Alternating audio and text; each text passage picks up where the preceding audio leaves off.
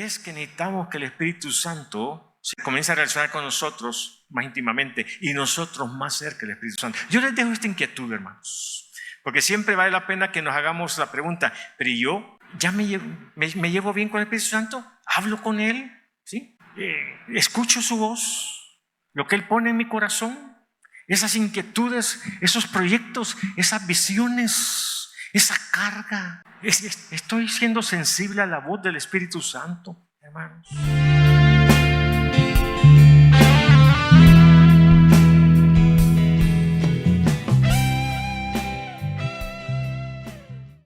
Madre, el Señor ha llamado a las iglesias que nos convirtamos en iglesias que se reproducen constantemente.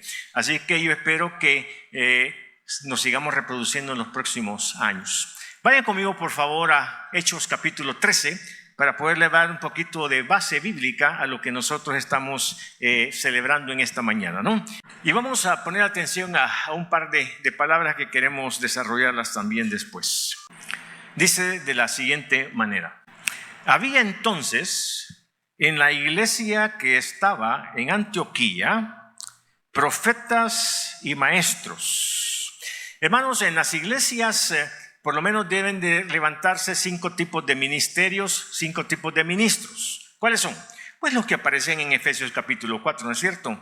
Que el Señor nos dio dones y constituyó en la iglesia ministros, ¿verdad? Y, por ejemplo, profetas o predicadores, apóstoles, maestros, pastores, y siempre me olvida uno. ¿Cuál es el que me olvida uno?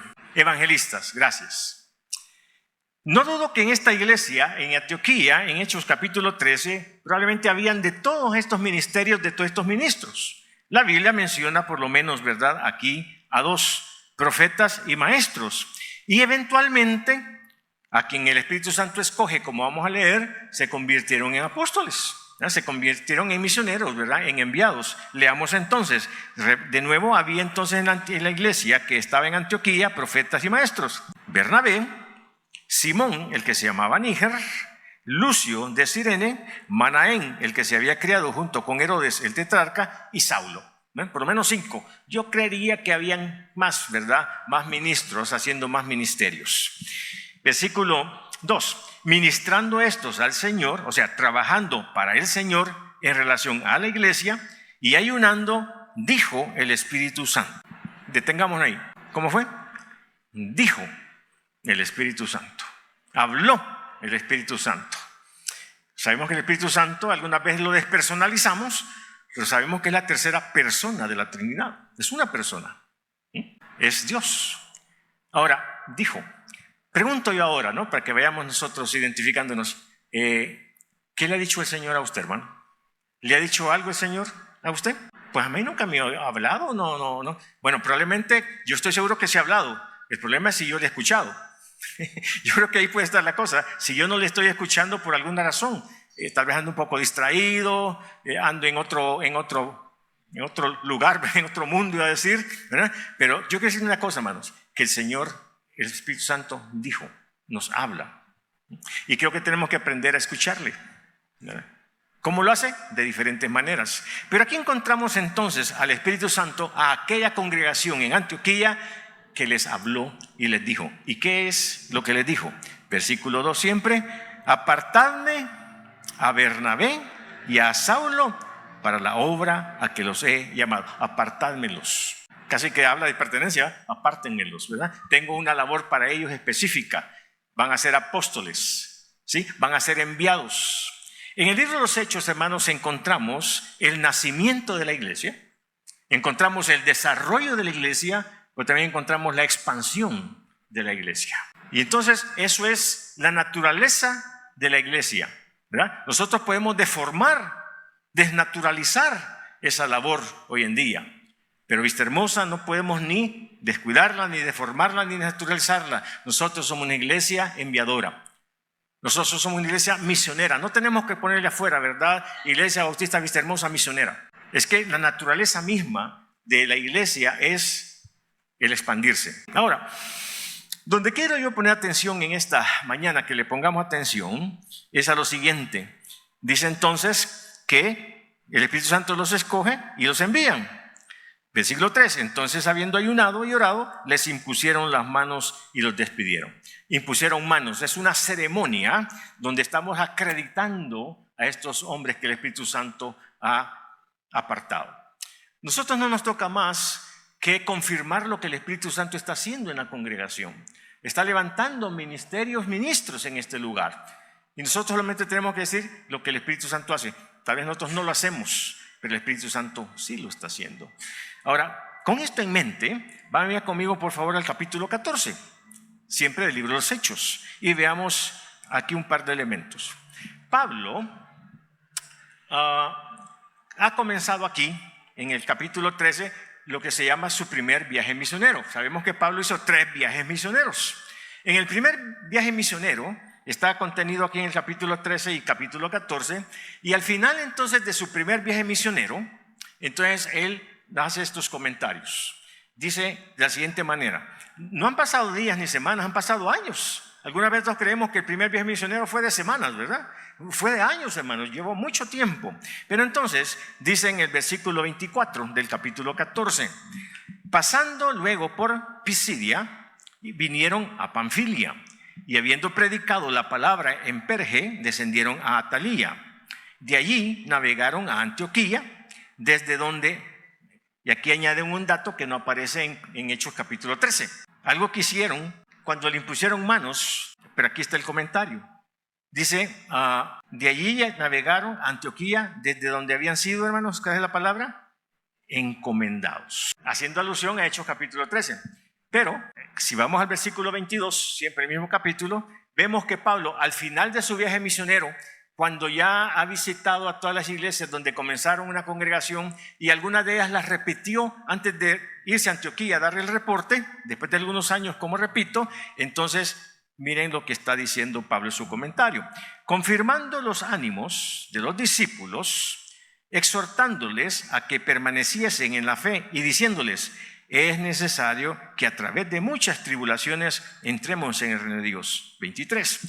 Y constituyeron ancianos, es lo que hizo Pablo, dejó encargados de las diferentes congregaciones, encargados porque en su segundo viaje ya llegó y los confirmó y los convirtió en pastores, ¿sí? En ancianos, pero los dejó como encargados. Pero bien, versículo 23 de nuevo: y constituyeron ancianos en cada iglesia, y habiendo orado con ayunos, los encomendaron al Señor, en quien habían creído. Yo quiero enfatizar entonces en esta mañana dos palabras, o una misma palabra, pero en dos sentidos. Número 1, los encomendaron. Decía a ustedes, ¿cuándo fue la última vez que le encomendaron algo así delicado e importante? Tal vez le dijeron: mira, ¿verdad? La vecina, tengo una emergencia, me cuida a los 3 niños, por favor. Cuidar 3 niños, imagínense, pues, ¿verdad? Tremenda encomienda, pero son cosas de mucha responsabilidad, ¿no? Como estoy mencionando, podemos mencionar varias. Ahora, sabemos que entendemos qué es la encomienda, pero déjenme que enfatice. Encomienda es cuando le delegan una responsabilidad a uno. Cuando nos dan un encargo, que nos encargan algo. Cuando me dan una responsabilidad, cuando me dan una tarea de gran importancia, eso es, ¿verdad? Ahora, ¿qué es lo que está haciendo la iglesia de Antioquía? Encargándole, encomendándole a Pablo una labor delicadísima. Tiene que ver con salvar almas. Y esa misma encomienda el Señor nos ha dejado a nosotros, la iglesia, aquí en este lugar. Tremendo encargo, tremenda tarea, gran responsabilidad. Nos han encomendado la eternidad de muchas almas ahora perdidas. Pero quiero enfatizar aquí 2 elementos de la característica, ¿verdad?, de esta delegación, de esta encomienda. Volvamos a leer entonces, por favor, el versículo 23. Pablo dice: y constituyeron ancianos en cada iglesia, y habiendo orado con ayunos, les encomendaron ¿a quién lo encomendaron? Al Señor. Cuando la iglesia de Antioquía envía a Pablo y a Bernabé, le está diciendo: ojalá les vaya bien. Bueno, ojalá que tengan suerte, ¿no? Que no les vaya a pasar nada. ¿Los vamos a encomendar a la suerte? A ver cómo les va. ¿O los vamos a encomendar al Señor? Ahora, ¿qué significa encomendarlo al Señor? Bueno, dice un pasaje por ahí, ¿verdad?, de la siguiente manera. Yo quiero leérselos y a la vez preguntarle ¿Alguna vez ustedes, cuando estaban pequeñitos, jugaron algo así como eso? Yo no estoy muy seguro si es que yo jugué esto o es que vi que se jugaba, pero tal vez creo que mi abuelo en un momento dado se ponía una moneda en la palma de la mano, 25 centavos, ¿verdad? Y hacía un puño, su mano. Vaya, si me logras abrir la mano, los 25 centavos son tuyos. Pero imagínense, ¿verdad? Es decir, la fuerza de un hombre, ¿verdad? Con la mano empuñada. Y yo me acuerdo que estaba ahí luchando, ¿verdad? Y le lograba abrir este dedo, ¿verdad? Y me alegraba, ¿verdad? Y el otro dedo, ¿no? Y a veces lo hacía, ¿verdad? Así, dejándome, concediéndome, ¿no? Y a veces lo volví a empuñar. Y era una cosa, ¿verdad? No se podía, la fuerza de este hombre, ¿no? Del abuelo. Y no podía. Pero al final él decía, ¿verdad? Abría la mano, vaya pues. Y uno agarraba, ¿verdad? La moneda, ¿no? Bien. En Juan capítulo 10 y versículo 28 dice, es Jesucristo. Y yo les doy vida eterna, y no perecerán jamás, ni nadie las arrebatará de mi mano. Mi Padre, que me las dio, es mayor que todos, y nadie las puede arrebatar de la mano de mi Padre. Alguien ha dicho que no solamente estamos encerrados y protegidos en la mano de Cristo, porque Él dice, y la mano de mi Padre. O sea, imagínense, ¿no? Dos manos cuidándonos, guardándonos. ¿Quién puede abrir, verdad, la mano del Señor? Cuando nosotros estamos hablando de encomendar a esta iglesia nueva que nace, es encomendarlos no a la buena de Dios, ¿verdad? O a ver qué pasa, sino en el Señor.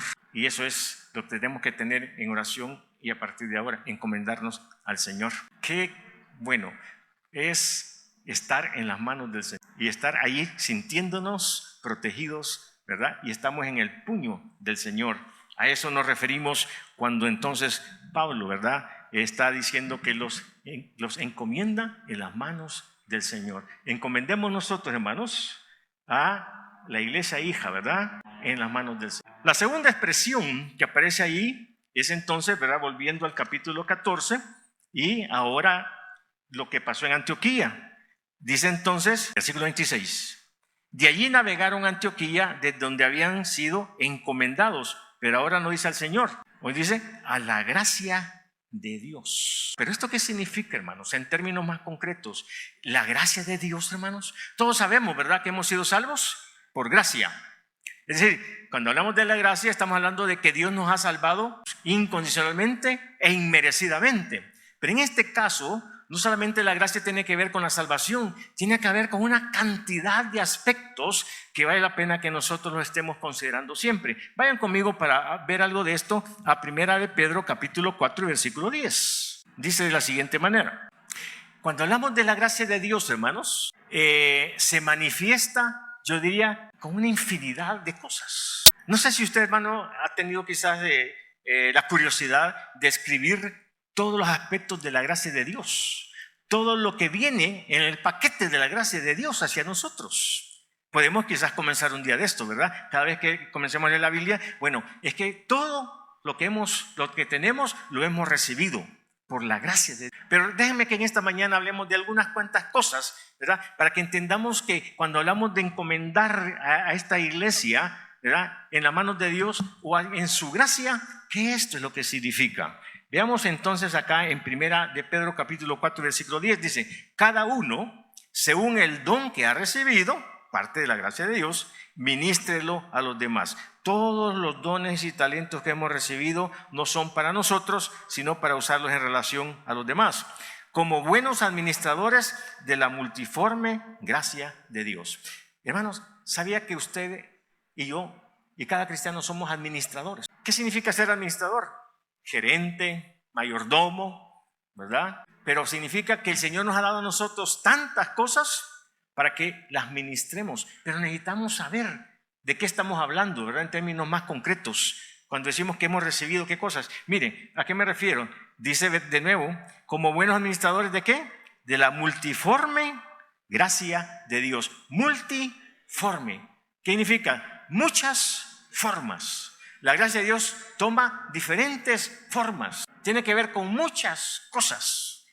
Y por eso digo, si comenzamos a enlistar nosotros todas las cosas, ¿verdad?, que significan la gracia de Dios para nosotros, hermanos, es casi infinito, una cantidad de cosas. Y nosotros necesitamos, repito, conocerlas. La multiforme gracia de Dios. ¿Qué estamos deseando, hermanos, para esta nueva obra?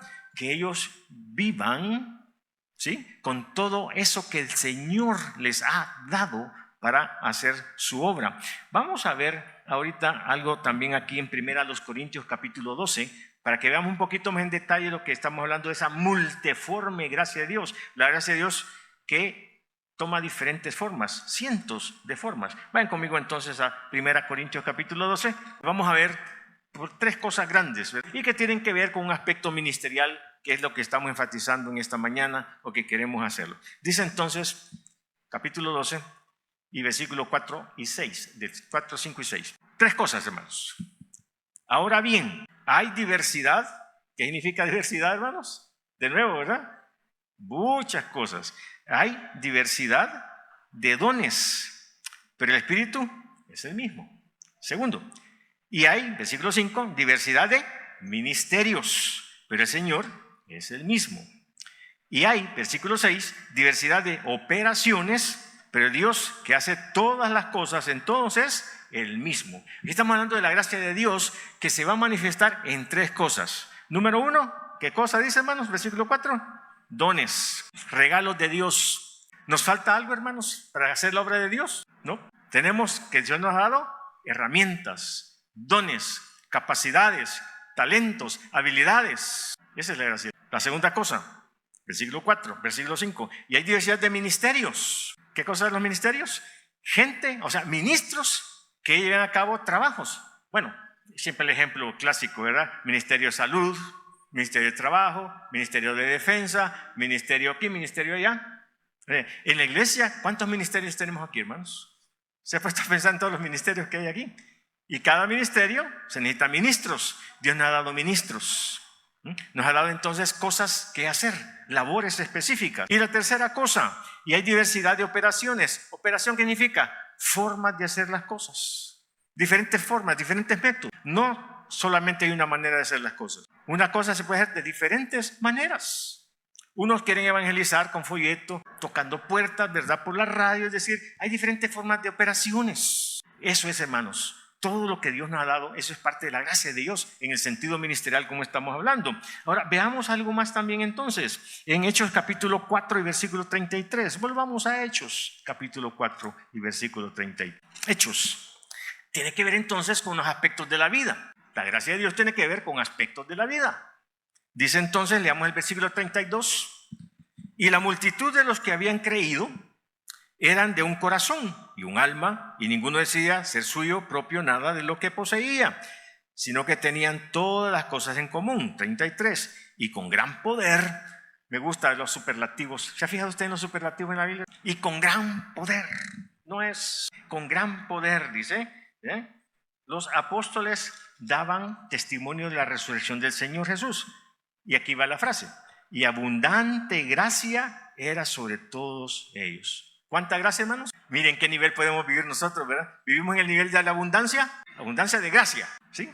Ahí está la meta, que aprendamos a vivir en la abundancia. El Señor no da cuentagotas, el Señor nos da racionadamente, el Señor siempre nos da más de lo que pedimos o esperamos. El Señor siempre nos da más. Y nos ha dado de su gracia, ¿cuánto, hermanos? En abundancia. ¿Para qué? Para hacer ministerio, pero también para nuestro estilo de vida, la forma como vivimos. Esa es la gracia de Dios, entonces, entendiéndola bien. Veamos dos pasajes más, por favor. Vayan conmigo a segunda de Pedro, la segunda carta de Pedro, el capítulo 1. A veces necesitamos hacer cuenta de todo lo que hemos recibido nosotros, hermanos. Segunda de Pedro, capítulo 1 y versículo 3. De repente se nos olvida que tenemos guardado, que tenemos un depósito por ahí, ¿verdad? Si es cierto, si tengo tanto en el banco, ¿verdad? Ya le ha pasado, ¿verdad? Si tengo 10,000, ¿a quién se le olvida que tiene 10,000, verdad? Pero se me había olvidado, y aquí quebrándome los dedos, ¿verdad? Y tengo 10,000 en el banco, me había olvidado, ¿verdad? Sí, yo tengo $5 y no se me olvida. Ahora, segunda Pedro, capítulo 1 y versículo 3. Fíjense de nuevo, ¿de qué estamos hablando? De lo que hemos recibido, de la gracia de Dios. Dice, como todas las cosas. ¿Cuántas? ¿Qué abarca? Todo, ¿verdad? ¿Queda algo afuera? Nada. Dice, como todas las cosas que pertenecen a la vida y a la piedad, ¿qué dice? Nos han sido dadas por su divino poder, mediante el conocimiento de aquel que nos llamó por su gloria y excelencia. Si yo no sé qué tengo, pues voy a andar preocupado, ansioso, triste, sin esperanza, porque no sé. Teniendo, pero si no sé, pero por su divino poder, ¿sí? Dice, mediante el conocimiento. Cuando yo sé lo que tengo, ¿verdad? Ya no estoy ansioso ni preocupado, ¿sí? Porque tengo esperanza, porque sé lo que tengo. Pero déjeme aquí que aclaremos una cosa. Versículo 3 siempre, como todas las cosas que pertenecen a la vida y a la piedad, son dos cosas diferentes. A la vida común, la vida del día a día, la vida normal, la vida que todos vivimos, ¿verdad? La vida, el ir, venir, trabajar, comer, descansar, tener, etc. La vida. Pero cuando habla de la piedad, ¿a qué se refiere? Se refiere a la vida cristiana, a la vida espiritual, a la vida en relación con Dios. Por eso lo aclara, dice que pertenecen a la vida, todo lo que necesitamos para la vida diaria y a la piedad, la vida cristiana. Entonces nos ha sido dadas por su divino poder. Versículo 4. Por medio de las cuales nos ha dado preciosas y grandísimas promesas, parte de la gracia, para que por ellas llegases a ser participantes de la naturaleza divina, habiendo huido de la corrupción que hay en el mundo a causa de la concupiscencia. Versículo 5. Vosotros también, poniendo toda diligencia por esto mismo, añadid, y aquí va, desarrollemos la gracia. Añadid a vuestra fe virtud, a la virtud conocimiento, al conocimiento dominio propio, al dominio propio paciencia y a la paciencia piedad, a la piedad afecto fraternal y al afecto fraternal amor. Porque si estas cosas están en vosotros y abundan, otra vez la palabra abundan, no os dejarán estar ociosos ni sin fruto en cuanto al conocimiento de nuestro Señor Jesucristo. Esta es la gracia, hermano. Como todas las cosas que pertenecen a la vida y a la piedad nos han sido dadas. Y cuando estamos hablando entonces de que Pablo dice que va a encomendar a la gracia de Dios a las nuevas iglesias, de esto entonces está hablando. Hagámoslo con plena conciencia, ¿no? Así intencionalmente, constantemente. Romanos capítulo 5 y versículo 17. Pues si por la transgresión de uno solo reinó la muerte, ¿de quién hablamos? De Adán. Mucho más reinarán en vida por uno solo, Jesucristo, el segundo Adán. Los que reciben, otra vez la palabrita, hermanos, la abundancia de la gracia y del don de la justicia. Es que no podemos calificarle de otra manera, hermanos. Cuando hablamos de la gracia de Dios, siempre es abundante. Siempre que hablamos de la gracia de Dios, está implícito que es abundante. Que Dios nos permita vivir en ese nivel, hermanos, de abundancia de la gracia de Dios en nuestras vidas. Aquí hay un pasaje que hemos estado memorizando. Bendito sea Jehová mi roca, quien adiestra mis manos para la batalla y mis dedos para la guerra. ¿Y usted y los dedos? ¿Qué implica? Estuvimos no solo memorizando, sino entendiendo lo que memorizamos. Y ustedes saben que antiguamente pues las armas eran un arco, por ejemplo, ¿verdad? Y yo no sé si ustedes, ¿cuántos de ustedes tiraron con hondilla? Solo preguntas difíciles, hermano, ¿cuántos pajaritos tienen su conciencia, hermano? Lagartija, ¿verdad? No se le iba ni una lagartija, me imagino ya que andaba a raposo. Lo que quiero decir yo es que yo también tenía mi hondilla, ¿verdad? Cachamblaca, parece que decían también, ¿verdad? Y entonces uno cuando estira, bueno, y habían unos que nos ramilló con 2 hulitos, ¿verdad? Pero algunos le ponían como 6 hulitos, ¿verdad? Una cosa, y para poderla estirar había que hacer fuerza. Después de varios tiros le comenzaba a temblar uno la mano, ¿verdad? Porque ya por la fuerza que estaba haciendo se cansaba, ¿sí? Pero antiguamente era un arco y los arcos eran de bronce, de metal. Y para poder lanzar la flecha tenía que hacer una gran fuerza y soltar la flecha ahí. Pero después de cuántas horas de batalla y estar estirando, entonces comenzaban los dedos, ¿verdad? Comenzaban ya a fallar, ¿sí? Por la fuerza que se había hecho, el cansancio. Por eso dice, ¿verdad? Acá que adiestra mis manos para la batalla, espadas. Pero y mis dedos para la guerra. Mira qué específica es la palabra. Pero lo que está diciendo este pasaje es: bendito sea mi roca que adiestra. Y este año ha sido el año de adiestrarnos en cosas concretas para ser una congregación que vive la gracia de Dios y que logra las metas establecidas. Hay un salmo que me encanta y es lo que quiero regalar, es el Salmo 60:12. Y dice: en Dios haremos proeza. A eso nos ha llamado el Señor, a hacer cosas grandes. No nos quedemos en el nivel de la poquitería, ¿verdad? Del más o menos. Porque el Señor nos está llamando a hacer cosas grandes y nos ha dado abundancia, nos ha dado ministerios, nos ha dado habilidades, nos ha dado metodología. Podemos hacer cosas grandes, hermanos. Porque saben que muchos de nuestros hijos superan a los padres, ¿no es cierto?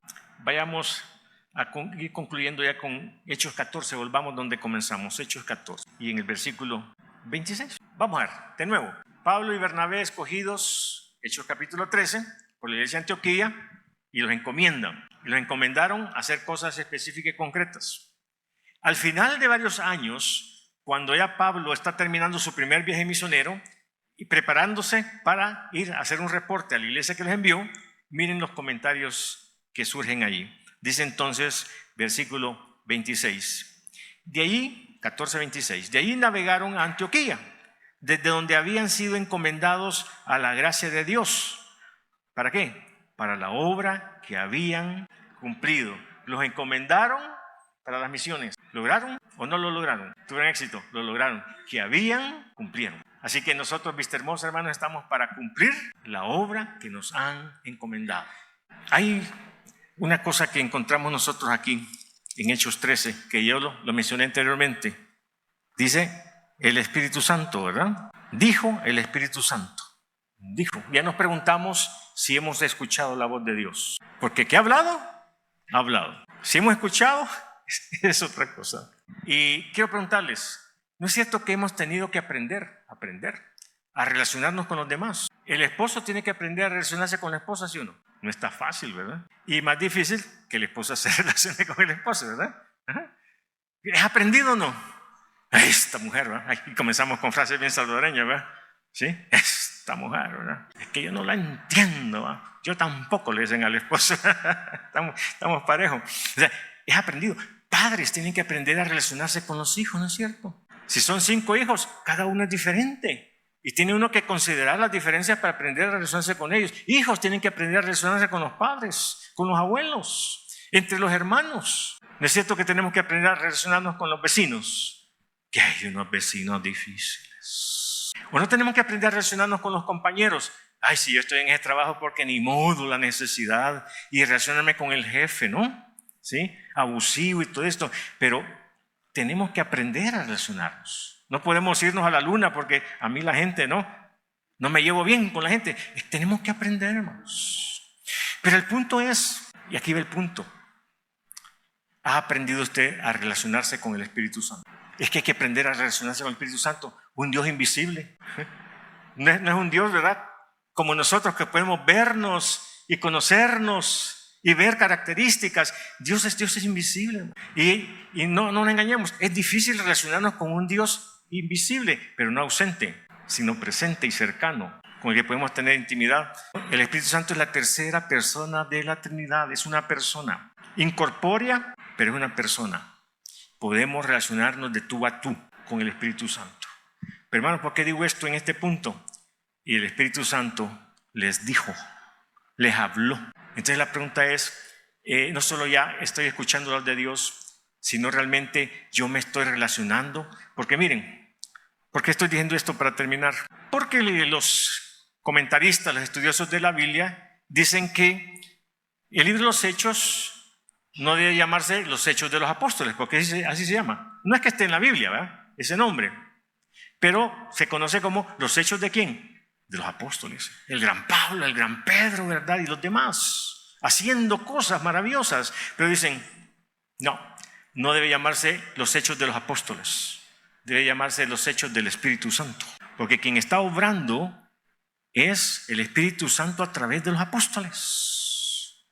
Y nosotros entonces, hermanos, debemos de ser una iglesia guiada por el Espíritu Santo, gobernados que Él sea el que nos rige. Esa es la clave, hermanos, para hacer cosas grandes, proezas. Ahora, en este tiempo, es que necesitamos que el Espíritu Santo se comience a relacionar con nosotros más íntimamente y nosotros más cerca del Espíritu Santo. Yo les dejo esta inquietud, hermanos, porque siempre vale la pena que nos hagamos la pregunta, pero yo ya me llevo bien con el Espíritu Santo, hablo con Él, ¿sí? Escucho su voz, lo que Él pone en mi corazón, esas inquietudes, esos proyectos, esas visiones, esa carga. Estoy siendo sensible a la voz del Espíritu Santo, hermano. Recuerden, para sostener esto, que Jehová actuó en el Antiguo Testamento.